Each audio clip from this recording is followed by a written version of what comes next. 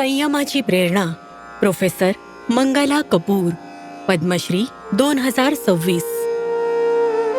वाराणसी या पवित्र शहरातील एका व्यापारी कुटुंबात मंगलाचा जन्म झाला. त्यांचे बालपण सुखात गेले, पण वयाच्या 12व्या वर्षी हे सुख हिरावलं गेलं. व्यावसायिक स्पर्धेमुळे निष्पाप मंगलावर ऍसिड हल्ला झाला.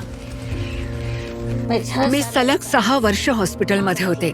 आईने खूप संघर्ष केला माझ्यासाठी आणि वडिलांनी इतकं पुश करून करून मला इथवर आणलं. खरोखर असे पालक मिळणं खूप कठीण आहे.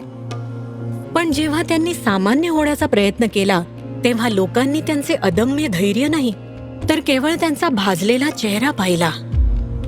मी नेहमी इथून इथपर्यंत एका कापडाने पूर्णपणे झाकून निघायचे, जेणेकरून मला कोणी पाहू नये. त्यांचा आत्मविश्वास वाढवण्यासाठी त्यांच्या आईने त्यांना इंदू महिला संगीत विद्यालयात नेलं. आईने सांगितलं की हिला सतार शिकण्यासाठी आणलंय. मग ते म्हणाले, ठीक आहे, तिला एक गाणं म्हणायला सांगा. मी कापड दूर करायला तयार नव्हते. आईने तिथेच माझ्या एक कानशिलात लगावली आणि म्हणाली, कापड हटवणी गा. मग मी एक भजन गायले. या कुंदेंदू तुषार हार धवला, या शुभ्र वस्त्रावृता. मास्तर अगदी अवाक झाले. ते म्हणाले, आमच्याकडे एवढ्या मुली आहेत, त्यापैकी कोणीच इतकं चांगलं गात नाही. तुम्ही तिला सतार का शिकवत आहात? तिला गाणं शिकवा. त्यांनी प्रतिष्ठित प्रयाग संगीत समितीमधून डिप्लोमा पूर्ण केला. मंगलाला आत्मनिर्भर होणं आवश्यक झालं होतं, म्हणून त्यांनी मुलांना गाणं शिकवायला सुरुवात केली आणि अखेरीस बनारस म्युझिक कॉलेजमधून संगीतातील बॅचलरसाठी प्रवेश घेतला. एका स्टेज परफॉर्मन्सच्या वेळी प्रेक्षकांच्या प्रतिक्रियेच्या भीतीने आयोजकांनी प्रवेश नाकारला. पण त्यांच्या मंडळाकडे एक उपाय होता. त्यांनी सभागृहात अंधार केला.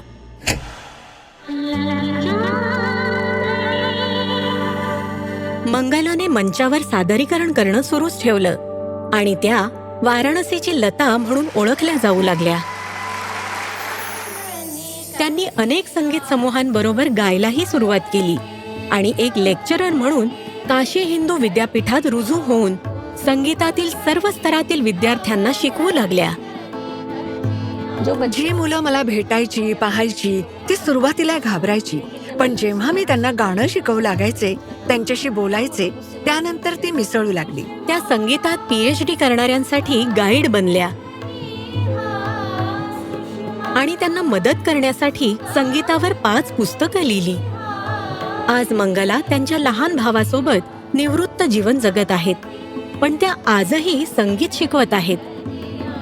त्या आपल्या फाउंडेशनच्या माध्यमातून दिव्यांग मुलांचं मनोधैर्य आणि आत्मविश्वास वाढवण्यात रममाण आहेत. प्रोफेसर मंगला कपूर, पद्मश्री 2026. कोटी कोटी नमस्कार.